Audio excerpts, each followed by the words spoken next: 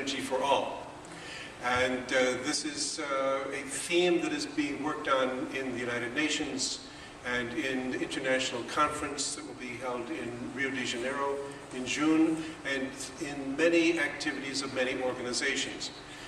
Since Rotary International has a very close relationship with the United Nations, this is a very appropriate topic for us here this evening.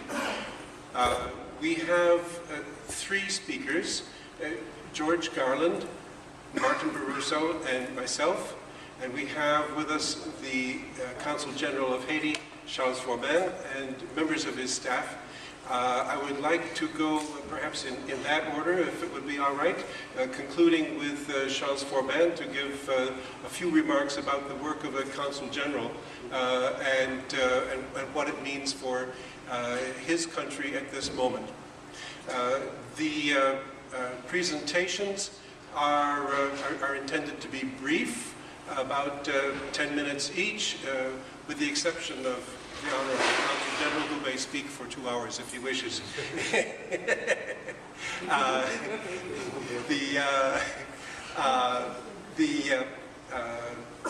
The first of these is George Garland. Dr. Garland is has a career in the United States Environmental Protection Agency, where he has worked in Washington and overseas in several countries in Asia and in Russia, and he deals with some very important issues of solid waste and hazardous waste in his career, and as now I'm happy to say is a member of the board of the Public-Private Alliance Foundation, of which I'm the executive director.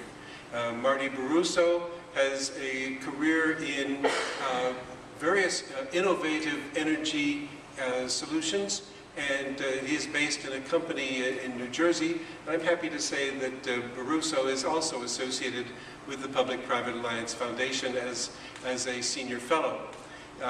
You'll see here on the piano lid two stoves. We'll be talking about those in the presentation that I will make, but I want to mention the name of Matthias Resch from the United Nations Association Young Professionals here in the Southern New York State Division. And you may see some brochures about the energy project of the United Nations Association of the USA that are by the registration desk.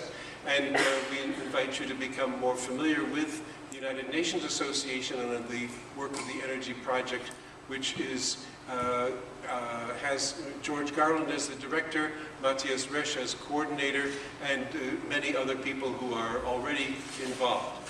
I would like now to ask George Garland to take the floor, and that's for my presentation a bit later. Perhaps you could drop the screen until it's needed. Thank you.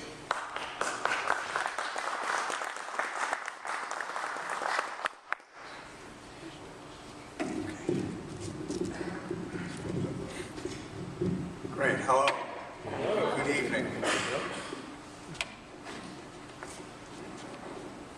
The United Nations demonstrated the highest level of public-private partnership with UN Secretary General Ban Ki-moon's Advisory Committee on Energy and Climate Change, which includes Carlos Slim, the world's richest man, and former Colorado Senator Tim Wirth, who is now president of the United Nations Foundation.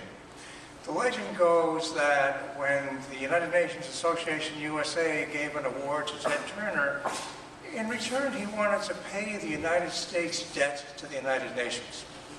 At that time, many years ago, the UN wasn't set up to accept donations except from member states. I'm happy to tell you that now they're set up to do that. But at that time, Ted Turner pledged $1 billion to support the United Nations through something he was creating called the United Nations Foundation. And he made Tim Wirth the president of that foundation, and the rest is history. The UN Foundation provided funds to delineate a role for UN Energy, which has 21 different United Nations agencies as members. And this emphasis on energy at the UN resulted in two goals: energy for all by the year 2030, and reduce energy intensity in half by the year 2030. So one for developing countries, one for developed countries. The International Energy Agency estimates that each year from now to 2030, an additional $34 billion in investment would be needed in energy infrastructure over and above the $14 billion which the global community normally invests. And that way, 1.6 billion people on the planet who do not have access to electricity will have access to electricity.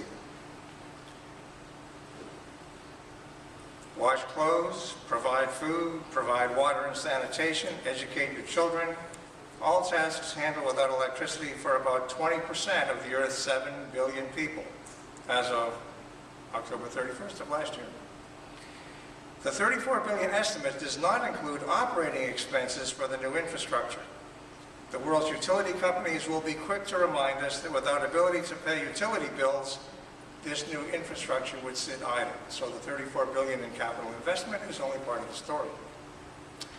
That makes what Marty Baruso is going to tell us about ultra-efficient energy approaches for self-sufficient hospitals. I hope I'm right about that. And what David Stillman will tell us about sustainable, healthy cook stoves, one option for the 3 billion, that's like 3 billion out of 7 billion, or so, who currently use wood, charcoal, animal waste, or crop waste for cooking daily meals. And these steps are doable and vitally necessary as something that can really happen while we think about committing to $34 billion a year for the next 18 years. Now, people in the U.S. produce about 19 tons of carbon emissions per person per year, about twice what European citizens produce and 10 times what developing countries emit per person. China, which has both rapid development and the largest population, produces 6.5 billion metric tons of carbon equivalent. And that beats the U.S., which only produces 5.8 billion tons of carbon equivalent. China's carbon output results from huge investment in coal-fired electricity generation capacity, and that has helped lift 300 million people out of extreme poverty. So we have a dilemma, a trade-off. Yet China's citizens produce about 1/7 of what a U.S. citizen produces. So they still are way behind us in terms of output per capita.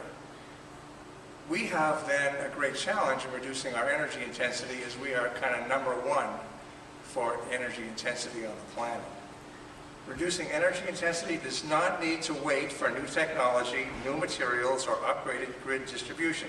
All that would be great, no doubt about it. McKinsey & Company has identified efficiency savings that pay for themselves that equal about 10% of all energy used in the United States. And that's a lot of energy. For example, the amount of electricity produced by the approximately 120 coal-fired utilities, which would have to go by the boards if EPA's more stringent regulations go in place, amounts to 3% of electric power generation in the United States. That's 3% of electric power generation, not including the transportation energy we use, and the 10% that I talked about is everything, transportation energy and electric power. Drill, baby, drill.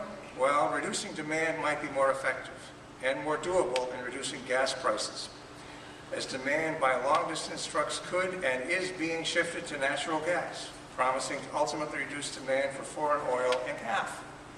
So, okay, we can talk about $2.50 gas by increasing supply, but we can also do something about demand, and that may be more doable.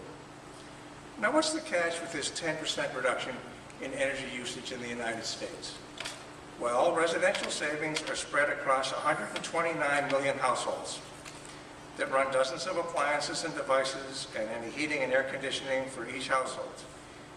Half of the industrial sector savings is in 10,000 facilities, and the rest is spread over 320,000 small and medium-sized enterprises.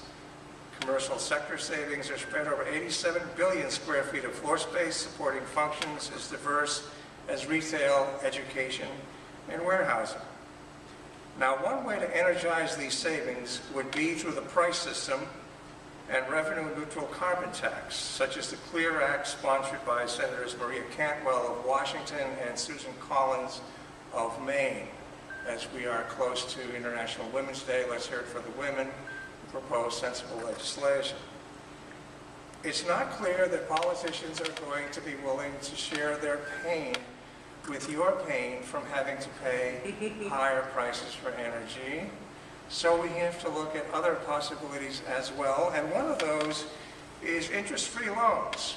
We give loans to all sorts of banks and investment houses and so forth. Maybe we should think about loans for better buildings, and indeed President Obama has introduced the Better Buildings Initiative, which commits $2 billion just through the issuance of a presidential memorandum to upgrade federal buildings using long-term energy savings to pay for upfront costs at no cost to taxpayers. We're not going to talk about the interest costs on that money that was tied up, because after all, we know that the federal government gets to print money. So, okay, they print money for loans to themselves to do energy efficiency, and as those energy efficiencies materialize and the energy bills go down, we credit that back to the Treasury. Pretty cool? I think so. You may disagree. We'll have a Q&A after.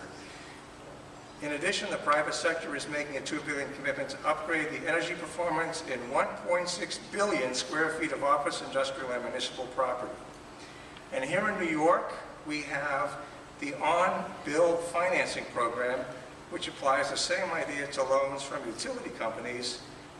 And when you think about all these square feet and all these millions of homes and all these thousands of industries, and you think about the jobs that would be created from the folks who are making them more energy efficient, that has another sort of nice ring to it, in my humble opinion. You'll notice my opinions are real humble.